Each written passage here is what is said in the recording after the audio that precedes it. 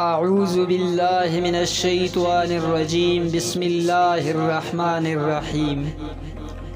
ایک بادشاہ نے کسی بات پر خوش ہو کر ایک شخص کو یہ اختیار دیا کہ وہ سورج غروب ہونے تک جتنی زمین کا دائرہ مکمل کر لے گا وہ زمین اس کو الاٹ کر دی جائے گی، اور اگر وہ دائرہ مکمل نہ کر سکا اور سورج غروب ہو گیا تو اسے کچھ نہیں ملے گا۔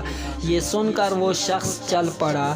چلتے چلتے ظہر ہو گئی تو اسے خیال آیا کہ اب واپسی کا چکر شروع کر دینا چاہیے، مگر پھر لالچ نے غلبہ پا لیا اور سوچا کہ تھوڑا سا اور آگے سے چکر کاٹ لوں۔ پھر واپسی کا خیال آیا تو سامنے کے خوبصورت پہاڑ دیکھ کر اس نے سوچا کہ اس کو بھی اپنی جاگیر میں شامل کر لینا چاہیے۔ الغرض واپسی کا سفر کافی دیر سے شروع کیا۔ اب واپسی میں یوں لگتا تھا جیسے سورج نے اس کے ساتھ مسابقت شروع کر دی ہے۔ وہ جتنا تیز چلتا پتہ چلتا سورج بھی اتنا جلدی ڈھل رہا ہے۔ عصر کے بعد تو سورج ڈھلنے کے بجائے لگتا تھا پگھلنا شروع ہو گیا ہے۔ وہ شخص دوڑنا شروع ہو گیا کیونکہ اسے سب کچھ ہاتھ سے جاتا نظر آ رہا تھا۔ اب وہ اپنی لالچ کو کوس رہا تھا مگر بہت دیر ہو چکی تھی۔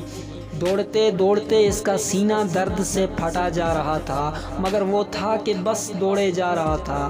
آخر سورج غروب ہوا تو وہ شخص اس طرح گرا کہ اس کا سر اس کے سٹارٹنگ پوائنٹ کو چھو رہا تھا اور پاؤں واپسی کے دائرے کو مکمل کر رہے تھے۔ یوں اس کی لاش نے دائرہ مکمل کر دیا۔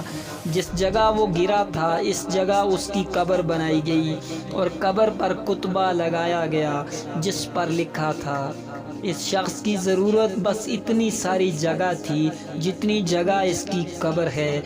اللہ پاک نے بھی اسی طرف اشارہ کیا ہے، والعصر ان الانسان لفی خسر۔